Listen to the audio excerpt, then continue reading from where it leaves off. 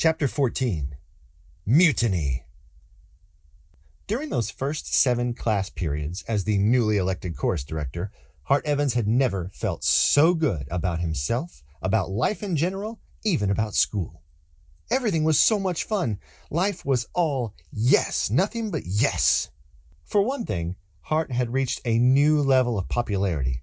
Now he was known and admired by all the kids at Palmer Intermediate, not just the kids from his old elementary school. He was getting to be famous. He was doing something interesting. He was running the show in the chorus room, and for those first 7 classes, everyone had been having a blast. And why not? It was a huge creative free-for-all. Do whatever you want to. Dream big. Ask Hart anything, and you know what he says? He says, great, or go for it, or sounds amazing. The news had spread. All over school, the guys thought Hart was cool, and the girls thought he was cute. He was enjoying himself, but in the back of his mind, Hart knew it couldn't go on like this. Everything was too fuzzy, too loose, always slightly out of focus. There were lots of ideas floating around and everyone was having fun, but the concert itself wasn't coming together. And the class periods kept ticking by. Hart saw that part of his problem was human nature itself. Without a teacher to keep all the kids mixed together, the chorus had sorted itself into some basic personality types. And Hart had identified 3 groups: the doers, the floaters, and the goofers. Some kids didn't fit neatly into those 3 main groups, so Hart also identified the floaty doers, the half-goofy floaters, and worst of all, the floaty goofers. And then there was Tim Miller. Tim was a floaty goofy doer. The serious goofers were mostly guys, and they had taken over the back corner of the room next to the windows. For them, chorus had turned into goofer heaven. 3 or 4 goofers played cards every day, someone always had a hacky sack in the air, and another 1 or 2 goofers just plugged into their CD players or iPods or Game Boys and zoned out for an hour. Goofers weren't productive, but they weren't disruptive either. The floaty goofers were a problem, but fortunately there were only 2 of them, Sarah Booth and Kyle Gannon. Sarah and Kyle worked as a team roaming around the room. Who changed those song names on the chalkboard into Froggy the Snot Man, Jungle Smell Rock, and the Little Dumber Boy? Kyle and Sarah. Who glued Colleen's backpack to the wall and put silver glitter in Ross's hair? Guess. At least once each period, Mr. Minor had to give Kyle and Sarah the evil eye, and that helped. But floaty goofers need constant discipline, and the chorus, according to Hart, wasn't set up that way.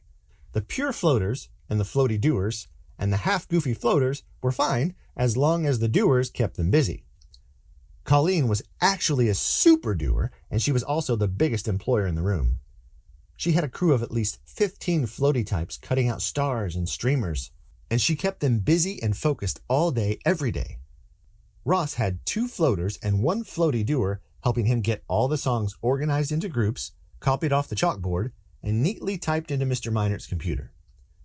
There were also other doers like Allison Kim and Jim Barker, who had assembled small groups of floaters to help them with their projects, and then there were solo doers like the Nutcracker Dancers and Carl Preston the Magician, who were busily organizing their own little events. Plus Lisa Morton, who was still working on a way to make herself fly around the stage like an angel.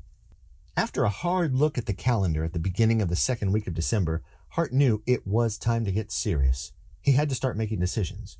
It was time to take charge, time to get things organized, and it was certainly time to begin singing.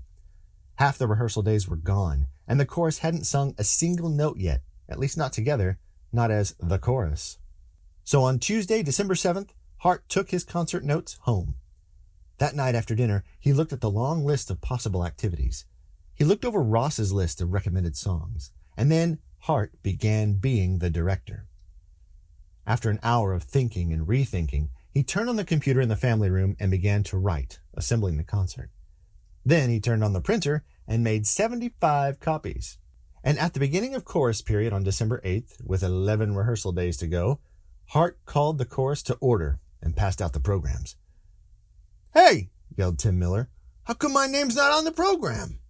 Carl shouted, "And what about my card trick?" From the back of the room, a girl called out, "Who said we wanted to sing The Little Drummer Boy? That's such a stupid song." "Yeah," said Kyle, "The Little Dumber Boy." Colleen raised her hand, and Hart pointed at her, expecting a little support from his trusty lieutenant. But the pleasure cruise was over. Colleen held up the program and said, Really, Hart, this looks like a regular old concert. We all walk onto the stage, we sing 6 songs, then we turn around and leave? I don't see anything special about this. And that was the whole idea, to make it special. I don't think... Hart shook his head. Wait, let me explain. See, we don't just walk on stage. Because this program, right now, it's only a list of the songs, and there's stuff left out. Like at the start, when we sing The Little Drummer Boy, we have 3 drummers, me and Kenny and Tom, and we beat out the rhythm while everyone marches onto the stage singing the song. That's different. And maybe some kids could be carrying the big banner, Welcome to Winter Hope. And then Jingle Bells, that'll be a sing-along like karaoke with the words on a screen so everyone in the audience can sing. Everybody loves that song. So that's different too. And during the dreidel song, Jenna and Max are going to be banging all over in those big rubbery costumes, even out in the audience. That'll be really funny. And when we sing The First Noel, Shannon and Olivia can do some ballet stuff down in front, because that'd look good, don't you think?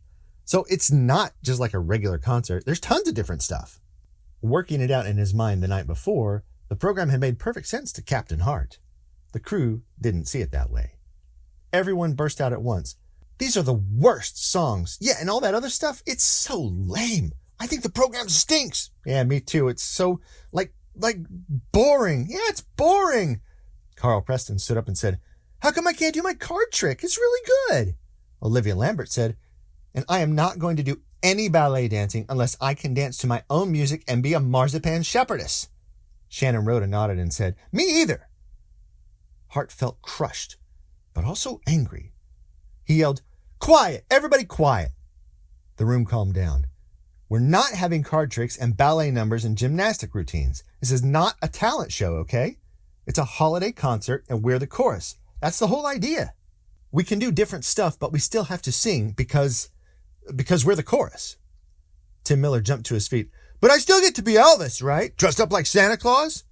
Hart nodded. Yes. But you can't just bounce around on stage the whole time. You're going to be out in front and do a lip sync when we sing the 5th number. That's Blue Christmas, okay? Tim looked shocked. No, that's not it. I'm going to be like all over the place all the time, like a clown at the circus. I'm going to be so funny, like really, really funny. And grabbing his air guitar, Tim swiveled over to Melanie Ensign, put his cheek down close to her face, and in his best Tennessee accent said, how'd you like to give Elvis a big old kiss? That got some kids laughing, but most of the chorus was still upset with the program, and after a couple more loud complaints, Hart had had enough. Listen, he said, I'm the director, and for now, this is the concert, so deal with it. We've only got 11 days. Only 11 days! And we have to get it all pulled together.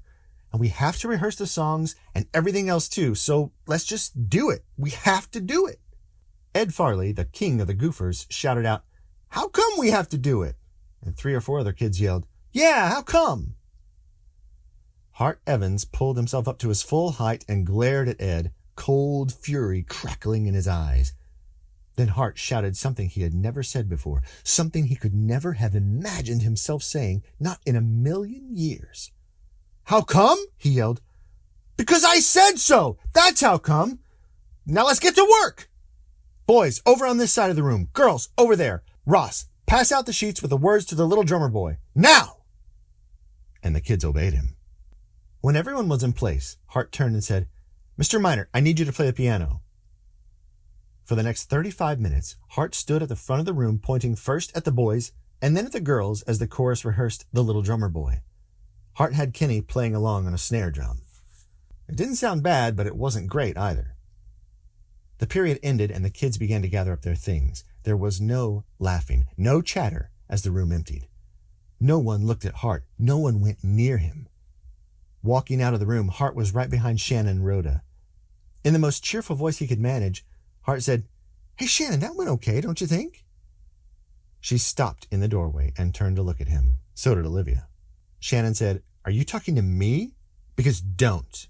You're just like Mr. Minert, only shorter and meaner. You know what you are?